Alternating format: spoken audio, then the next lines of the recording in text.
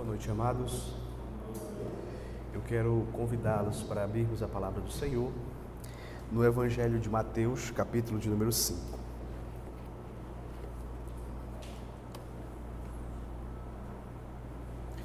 Mateus, capítulo 5. Estarei lendo do verso 13 ao 16. Mateus, capítulo 5, do 13 ao 16.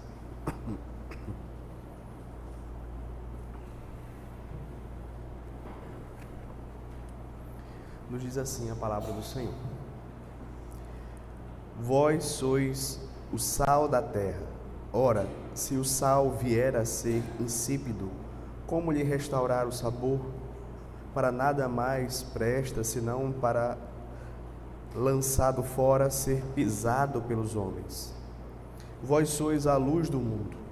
Não se pode esconder a cidade edificada sobre um monte, nem se acende uma candeia para colocá-la debaixo do alqueire, mas no velador, e alumia a todos os que se encontram na casa. Assim brilhe também a vossa luz diante dos homens, para que vejam as vossas boas obras e glorifiquem a vosso Pai que está nos céus. Até aqui, queridos, a leitura da palavra de Deus.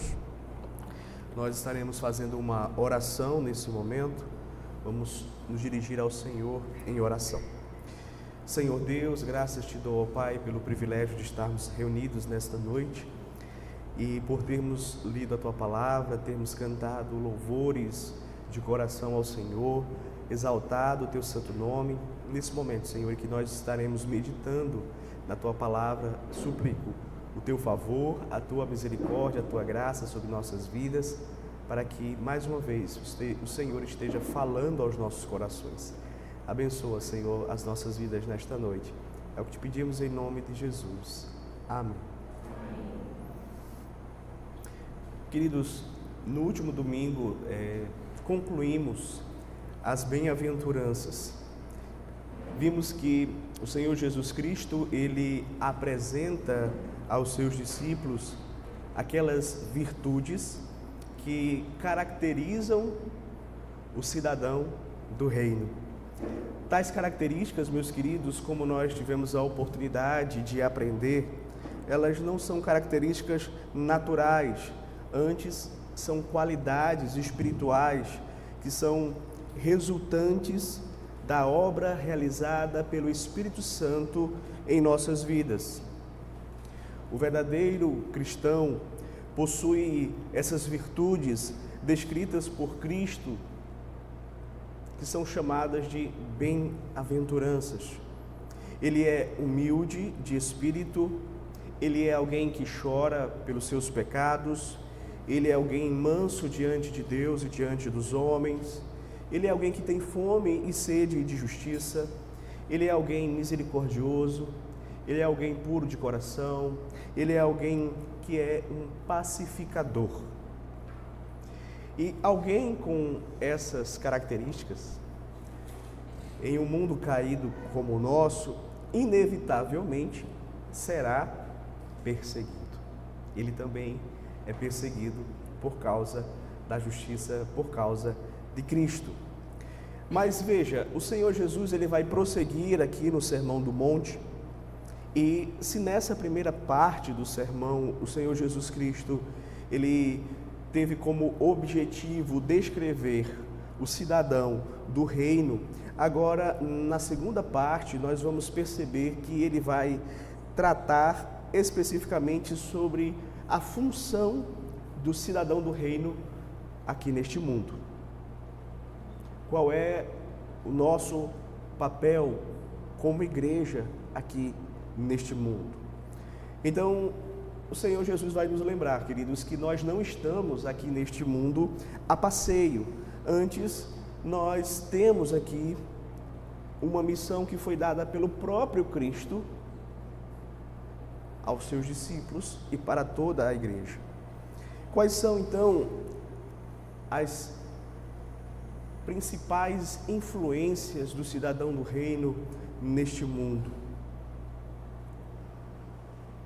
Como nós devemos exercer a nossa influência nessa sociedade, como nós devemos nos comportar de maneira que glorifique a Deus e que testemunhe da nossa fé, para que outros também possam conhecer a Jesus Cristo, o verdadeiro Deus, a verdadeira vida.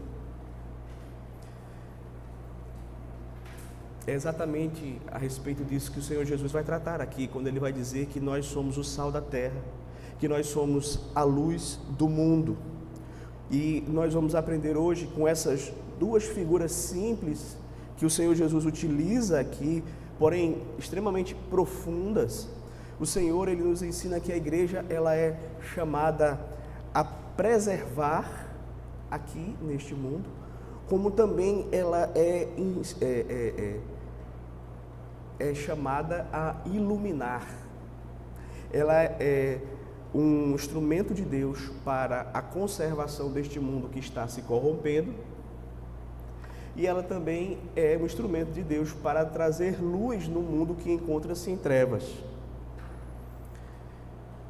E à luz dessa verdade, queridos, nós estaremos refletindo nesta noite sobre o seguinte tema: a Igreja de Cristo, sal da terra e luz do mundo. A Igreja de Cristo, sal da terra e luz do mundo. E nós vamos ver isso em dois pontos. O primeiro ponto que eu gostaria de destacar é: como sal da terra, a igreja preserva o mundo da completa corrupção.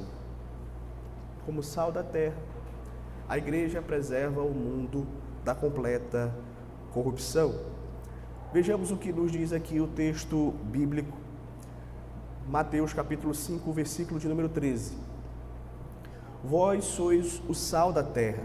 Ora, se o sal vier a ser insípido, como lhe restaurar o sabor? Para nada mais presta, senão para, lançado fora, ser pisado pelos homens. Veja, o Senhor Jesus, ele começa aqui afirmando que os seus discípulos, eles são o quê? Sal da terra. E nós precisamos compreender bem esta figura que o Senhor Jesus está utilizando aqui neste versículo 13. Em nossos dias, o uso do sal, ele está muito atrelado à questão de dar sabor aos alimentos. Então, quem é que não gosta de um salzinho ali na pipoca, na carne, um salzinho ali na batata frita? Pois bem, é muito bom. Mas veja, esse uso do sal para dar sabor aos alimentos também estava presente já naquela época, certo? Contudo, esse não era o principal uso do sal. Eles costumavam, meus queridos, utilizar o sal mais como um conservante. Ou seja, ele tinha a função de preservar os alimentos. Naquele período não havia geladeira, freezer, não havia os coolers, de modo que o sal era posto, por exemplo, sobre uma carne para evitar que aquela carne apodrecesse rapidamente. Então, ele funcionava como uma espécie de conservante. Esse uso do sal como conservante na carne, ali no Antigo Testamento, ali no mundo antigo, também, meus queridos, foi algo que acabou passando de gerações em gerações. Hoje a nossa carne de sol, ela é feita assim também. Então, portanto, o sal preserva, o sal conserva, o sal evita o apodrecimento. Logo, essa figura usada pelo Senhor Jesus aqui nos ensina bastante sobre o nosso papel enquanto igreja aqui neste mundo. Agora, não sei se você percebeu, mas ao comparar os discípulos com o sal colocado sobre este mundo, o Senhor está nos revelando também qual é a avaliação que Ele tem do próprio mundo. Está implícito aqui O mundo se encontra em um estado de apodrecimento, de corrupção, de decadência moral, espiritual. Essa é a realidade do mundo. É por isso que o mundo precisa do sal, que é a igreja. Os homens talvez olhem para este mundo e imaginem que ele está progredindo, mas a avaliação que Deus faz acerca dele é que ele está se corrompendo, que ele está em decadência desde a queda do homem. É verdade que os cidadãos do mundo, eles têm uma opinião diferente da opinião de Deus. A opinião dos cidadãos deste mundo, eles acham que o mundo está avançando cada vez mais. Eles acreditam que se encontram no ápice de um suposto processo de evolução que inclui uma evolução moral também. É verdade que a sociedade, ela tem feito avanços incríveis no que diz respeito à ciência, tecnologia, medicina, engenharia, informática, agricultura. Não se nega isso. Muito pelo contrário, nós reconhecemos que a mente que Deus deu ao homem, mesmo depois da queda, ela é capaz de avanços impressionantes. Por outro lado, é inegável também que o germe do pecado está contaminando o mundo, está corrompendo o mundo. É inegável. Assim como os germes contaminam um pedaço de carne não conservado, né, por meio de um processo ali silencioso, por meio de um processo quase que invisível, ele vai apodrecendo ali a carne. Da mesma forma, o pecado, ele vai agindo em nossa sociedade, corrompendo-a.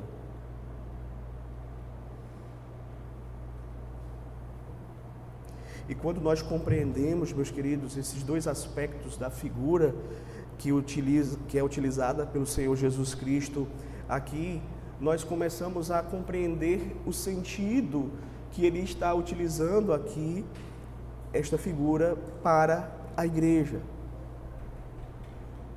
O crente, ele é o sal que penetra na sociedade, o sal que ele atua na sociedade, preservando-a da corrupção. É por isso que Deus deixa a sua igreja no mundo. Porque no dia em que o Senhor Deus tirar toda a sua influência graciosa, no dia em que Ele tirar a sua igreja deste mundo, meus queridos, pode ter certeza que a destruição vem, e vem rápido.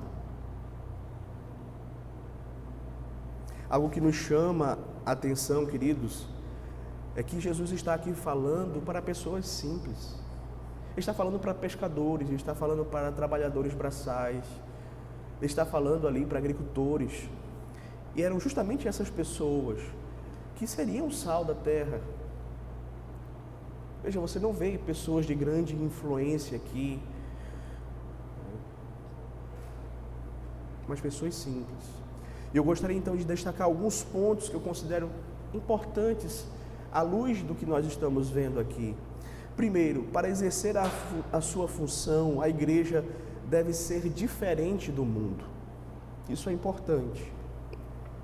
O sal só é útil na medida em que ele é uma propriedade distinta do alimento, ele é diferente do alimento, e é por isso que ele traz benefício de conservar o alimento. Nós precisamos ser diferentes deste mundo, inclusive para abençoar este mundo. Parece ser uma coisa contraditória, mas não é. O mundo se incomoda porque nós não somos como eles, mas aqui está a nossa utilidade para o mundo. No dia em que a igreja tornar-se igual ao mundo, acabou a sua utilidade. Segundo, assim como o sal, ele só tem serventia quando ele é aplicado na carne, o crente só poderá influenciar a sociedade se estiver inserido nela.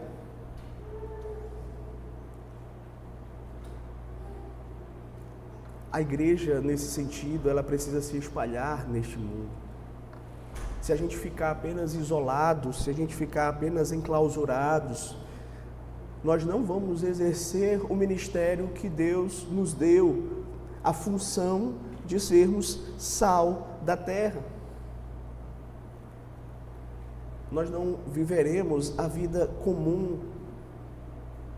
Nós precisamos nos inserir nesta sociedade, nós precisamos nos espalhar neste mundo, justamente para que esse efeito preventivo, de preservação, de conservação possa se proliferar.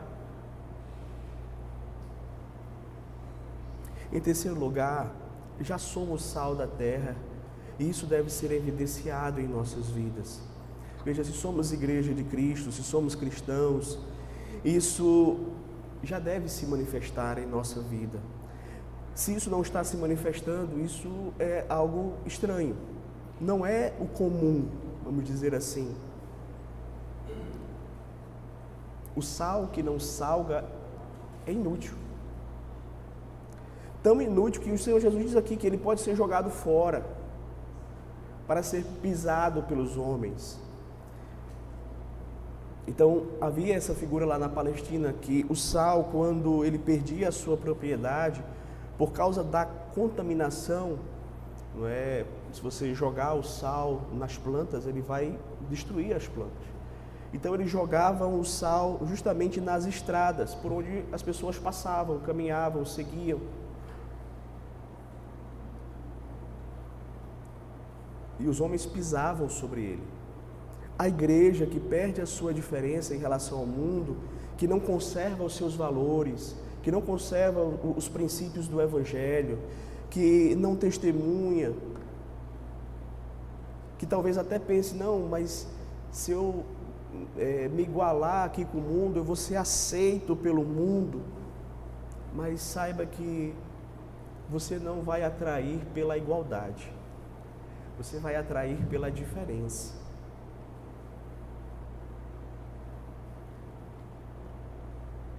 E o próprio mundo vai rejeitar você. E veja, este mundo, ele só não está pior porque existem cristãos aqui. Você sabia disso? Porque existem cristãos honestos nos seus trabalhos, nas suas escolas, que estão fazendo o seu trabalho. Parece trabalho de formiguinha, sabe? Mas eles estão lá, eles estão inseridos na sociedade. E enquanto eles estiverem aqui, isso impedirá que essa sociedade seja destruída. Você lembra de Sodoma? Deus disse que iria destruir, e Abraão argumentou com Deus, e se tivesse 50, Senhor, justos? O Senhor disse, não, eu não vou destruir. Mas não tinha. Aí ele baixa o número, e se tiver 40? Aí ele diz, não destruirei. E se tiver 20? E se tiver 10? Não tinha 10. E Deus diz, eu vou então destruir aquele povo.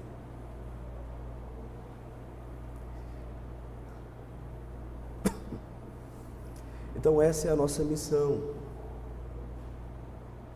Seja cristão, seja igreja, seja família cristã, ainda que o mundo olhe para você e taxe você como sendo uma pessoa retrógrada, uma pessoa ultrapassada, chata, mas saiba que o mundo precisa de você. O mundo precisa da igreja. E talvez você seja um desses que está aqui nesta noite, ou que está acompanhando pela transmissão, e muitas vezes você tem esse pensamento, nossa, esse pessoal é um povo chato. Ô povo chato, eles continuam falando de família, de moralidade, de religião. Dizem que a gente tem que se converter, aceitar Jesus. Que povo chato, parece um povo de outro século. Eu quero que você pense nisso. Esse povo chato é um sinal da misericórdia e da graça de Deus. No dia em que esse povo chato sair, este mundo vai acabar. E vai chegar esse dia, e eu rogo a Deus para que, quando esse dia chegar, você esteja entre esse povo chato. E você possa ser salvo. Mas em segundo lugar, segundo ponto que eu gostaria de tocar nesta noite. Como luz do mundo, o cristão deve refletir a luz de Cristo neste mundo. Como luz do mundo, o cristão deve refletir a luz de Cristo. Veja o que é que diz aqui o texto. Versos 14 e 15. Jesus continua: Vós sois a luz do mundo. Não se pode esconder a cidade edificada sobre um monte, nem se acende uma candeia para colocá-la debaixo do alqueire, mas no velador, e alumia todos os que se encontram na casa. Veja, o reino de Deus não pode ser visto apenas como sendo uma força restritiva neste mundo. O Evangelho, onde chega, ele causa impacto. Ele promove avanço, mudanças, transformações. Ele promove progresso mesmo, o Evangelho. E é por isso que essa figura da luz, ela complementa muito bem a figura do sal. Porque a igreja não somente ela conserva, mas também ela ilumina para que haja avanço e progresso. Jesus vai utilizar essa outra figura aqui para tratar do papel da igreja. Vós sois a luz do mundo. E veja, todos nós sabemos muito bem qual é a função da luz. A luz, meus queridos, ela ilumina, ela clareia e torna visível aquilo que antes estava oculto. A luz, onde chega, ela afugenta as trevas, revela aquilo que antes não poderia ser visto, não poderia ser discernido, percebido. Podemos acrescentar que a luz também ela guia, ela serve para nortear, ela serve para dirigir, ela serve para o rumo, para dar rumo. Lembra daquela imagem do navio, né? E ali ele vai se aproximando. E na ilha tem aquele forte, com aquela luz forte, justamente mostrando o caminho que ele deve seguir. Então veja, meus queridos, a luz ela tem essa função. A própria figura que é utilizada pelo Senhor Jesus Cristo aqui, ela justamente traz esse caráter. Ele vai usar a luz aqui em dois contextos. Primeiro, uma cidade no topo de um monte. Em segundo lugar, ele também fala da luz da candeia dentro de uma casa. Aqui você percebe também tanto esse aspecto individual quanto o aspecto coletivo. Ou seja, a luz de uma candeia, ela ilumina uma casa, ela ilumina uma família. Já, por sua vez, os luzeiros de uma cidade, ela tem um alcance muito maior. Ela beneficia a muitas pessoas. Por exemplo, a própria Jerusalém aqui, quando os peregrinos estavam caminhando para celebrarem as festas do Senhor, eles viam de longe aquela cidade que ficava no monte, eles viam as luzes. E aquelas luzes serviriam justamente para indicar a eles qual era a direção, qual era o caminho, qual era o rumo que eles deveriam seguir.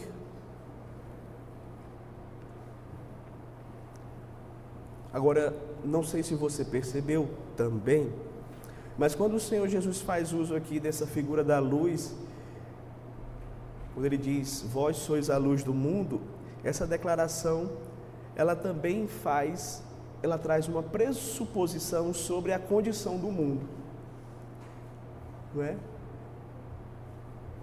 Ou seja, como é que se encontra esse mundo? Encontra-se em um estado de decadência moral, como nós vimos com a figura do sal. Este mundo também encontra-se em trevas espirituais, trevas morais. Neste aspecto, este mundo ele está sem rumo, as pessoas deste mundo, elas não sabem quem elas são, de onde elas vieram, para onde elas estão indo, elas não têm essas respostas. O salmista vai dizer, lá no Salmo 82, verso 5, nada sabem, nem entendem, vagueiam em trevas. Essa é a condição dos ímpios. Isto é, a condição de todos aqueles que não conhecem ainda a luz de Cristo, a luz do Evangelho, encontram-se em trevas, andam vagando nas trevas.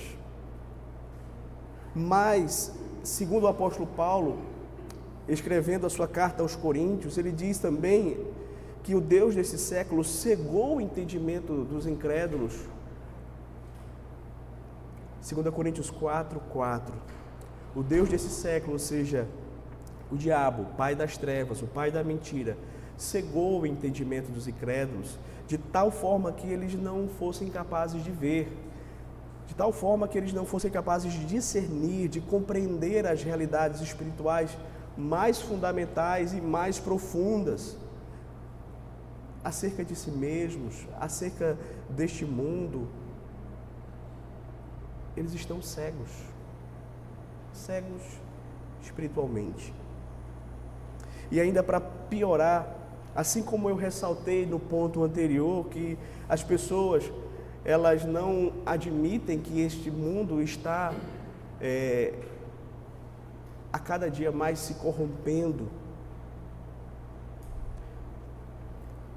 Quando você olha para a realidade deste mundo hoje, as pessoas, elas não acreditam que elas estão em trevas.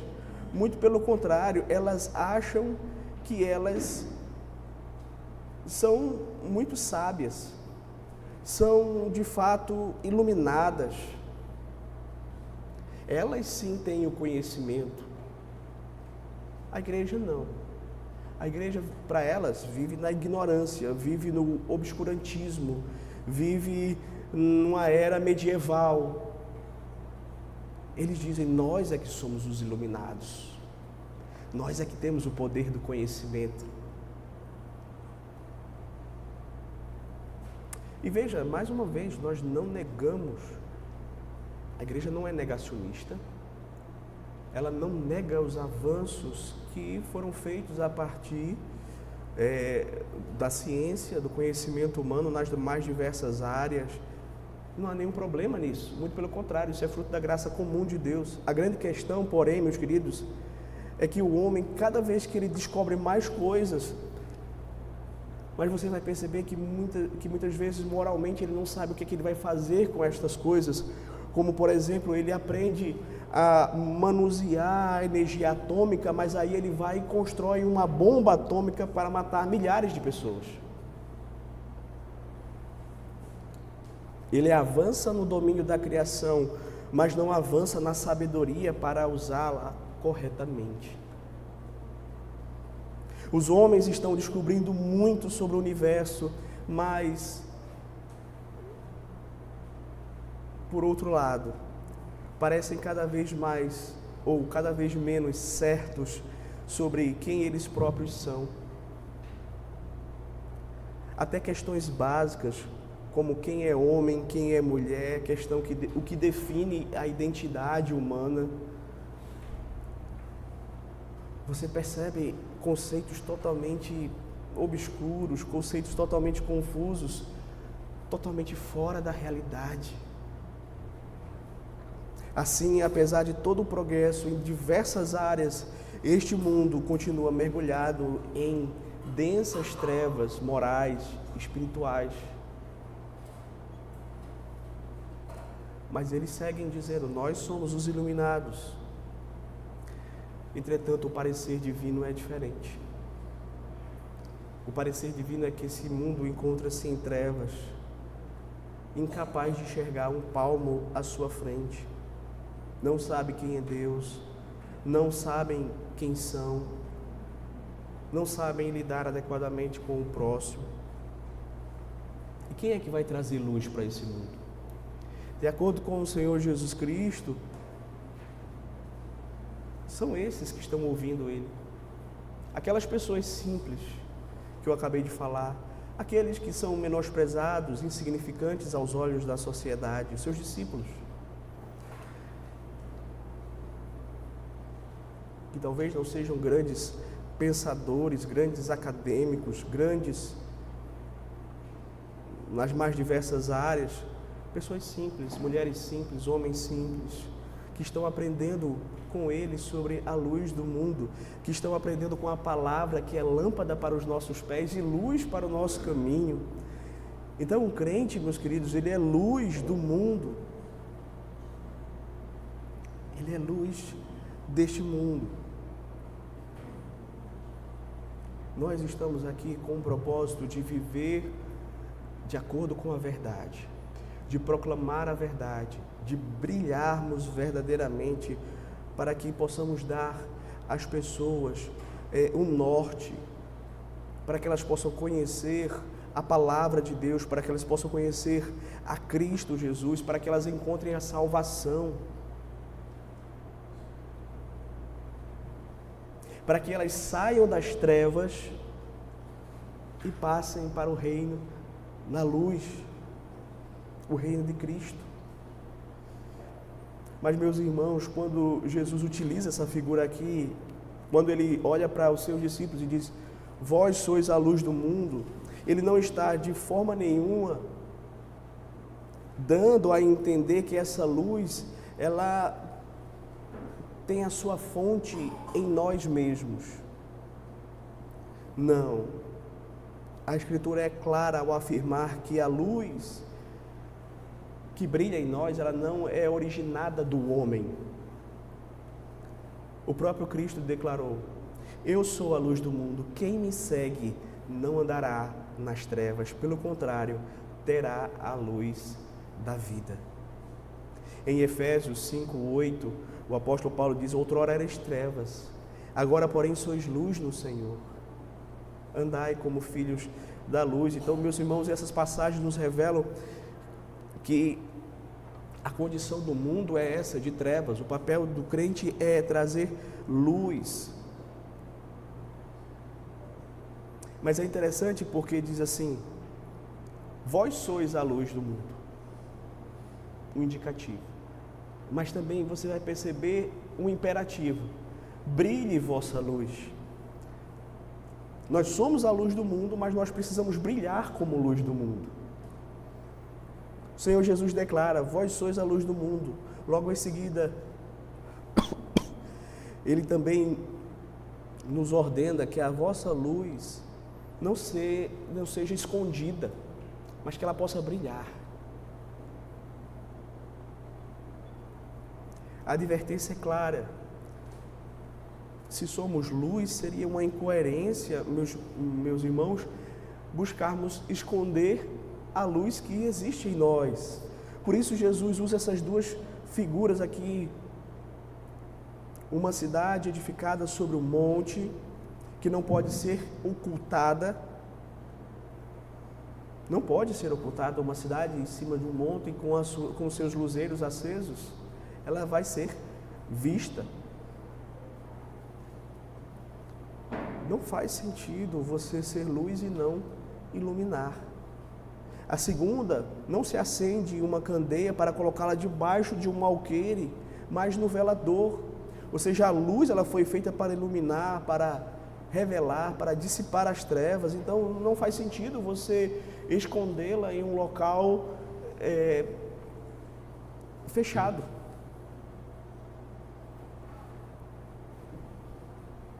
Mas muitas vezes nós corremos esse risco. Quando? Quando sentimos medo. Quando muitas vezes estamos tão desejosos de agradar as pessoas. Quando muitas vezes nos falta compromisso real com Cristo. Isso impede que a sua luz brilhe na sua casa, na sua escola, no seu trabalho, na sociedade. Por fim, Jesus aponta o propósito dessa luz. Assim brilhe a vossa luz diante dos homens, para que vejam as vossas boas obras e glorifiquem ao vosso Pai que está nos céus. O crente brilha por meio de uma vida transformada. O crente brilha por meio de um testemunho fiel, para que homens possam perceber a diferença entre a luz e as trevas. Contudo, a glória final, ela não é para nós, não é para mim, não é para você. A glória, conforme o próprio Deus diz, o próprio Cristo diz aqui, é para Deus.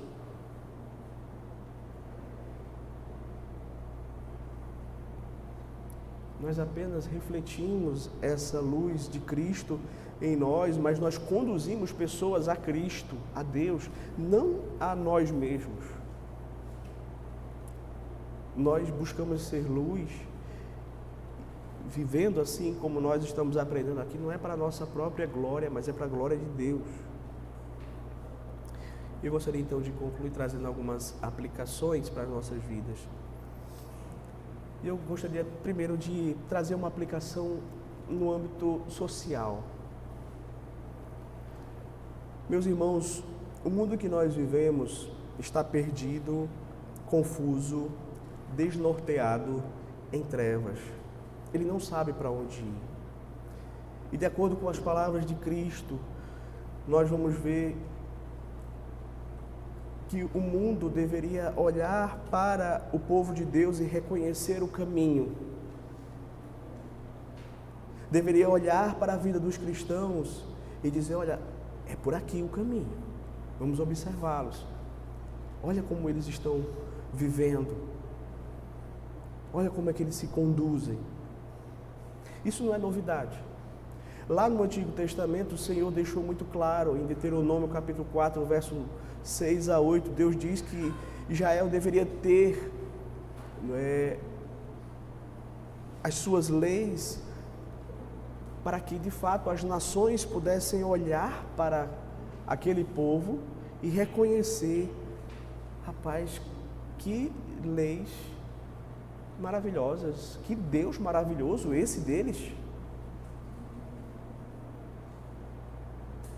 A obediência do povo de Deus tinha um propósito missionário, ser luz para as nações.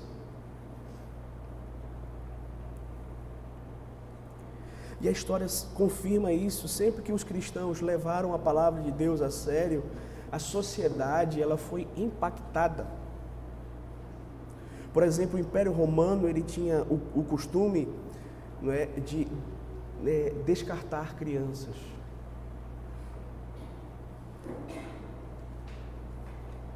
Os pais não tinham compromisso de criar, eles podiam lançar fora. E quantas crianças não eram descartadas, mortas, idosos abandonados.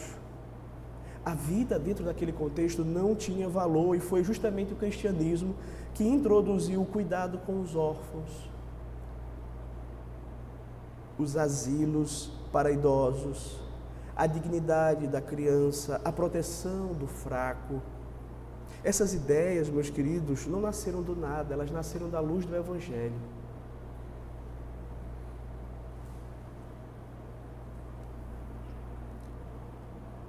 O mesmo aconteceu na área de educação e de ciência, de cultura. As primeiras universidades na Europa surgiram dentro de um contexto cristão,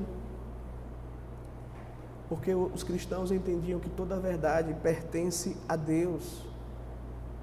Até também no campo social, nós vamos ver que a lei que aboliu a escravidão começou com cristãos.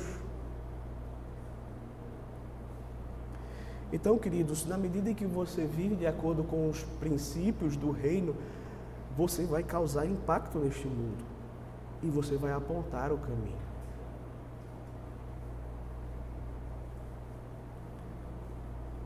E nós, queridos, podemos aplicar isso para as nossas realidades. Nós temos pessoas aqui que trabalham nas mais diversas áreas. Deus quer usar você como luz lá onde você se encontra. Busque fazer o que você faz da melhor forma possível. Busque ser uma referência. Não para a sua glória, mas para a glória de Deus. Uma aplicação que nós podemos fazer também na área da política. Nós não podemos nos limitar também somente àquelas pautas de conservar costumes. Essa deve ser a nossa bandeira, mas as pautas que dizem respeito às questões deste mundo, como injustiça, racismo e tantas outras pautas que, de acordo com a palavra de Deus, são pautas que o cristão, em coerência com a palavra de Deus, deve defender. Será que a luz do Evangelho nessas áreas também não vai ajudar? Mas veja, queridos, será que os irmãos nossos do passado não lutaram por causas assim? E por que nós nos permitimos muitas vezes sermos colocados em caixas ideológicas? Isso é lutar segundo o mundo, não segundo a palavra de Deus. O mundo quer dizer, olha, você é evangélico, você tem que defender isso aqui, ó. Veja, quem define o que eu creio e o que eu defendo não é o mundo, é a palavra de Deus. É ela que me dá sabedoria para julgar o certo e o errado. É a palavra de Deus que diz que eu tenho que conservar, mas também ela vai me iluminar para que eu possa combater injustiças. Assim, brilhe a vossa luz diante dos homens, para que eles vejam as vossas boas obras e glorifiquem a Deus, ao Pai que está nos céus. Mais uma segunda aplicação que eu gostaria de trazer. Meus irmãos, o Senhor Jesus não fez uma sugestão quando Ele disse assim, vós sois a luz do mundo. Ele fez uma declaração acompanhada de um chamado. Ser luz de Cristo, meus queridos, é algo muito sério. É algo muito importante. Essa luz, ela não pode ser escondida, ela não pode ser silenciada, ela não pode ser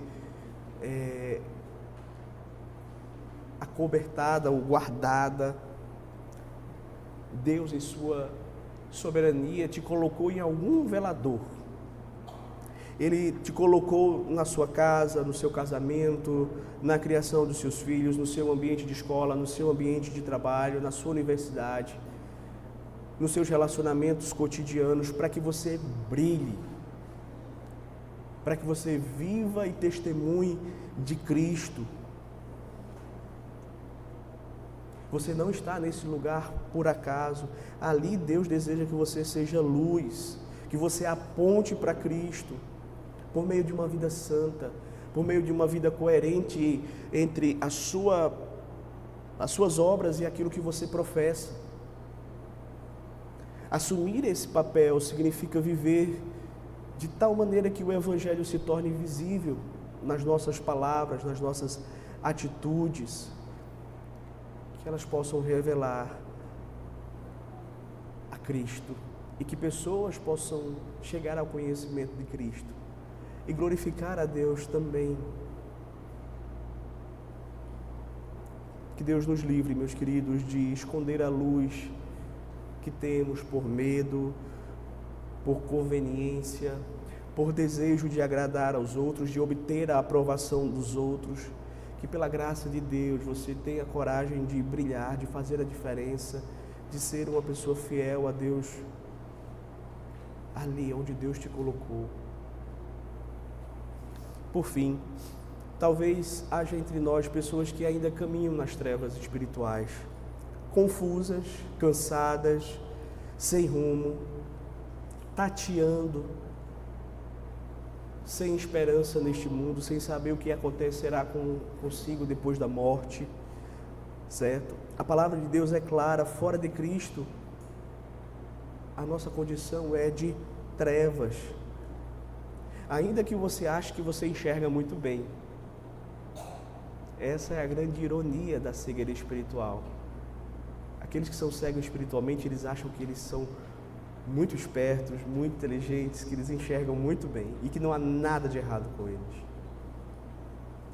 Mas a boa notícia do Evangelho, meus queridos, é que a luz de Cristo ainda brilha. O mesmo Senhor Jesus que disse: eu sou a luz do mundo, continua chamando pecadores para saírem das trevas, para adentrarem a sua maravilhosa luz.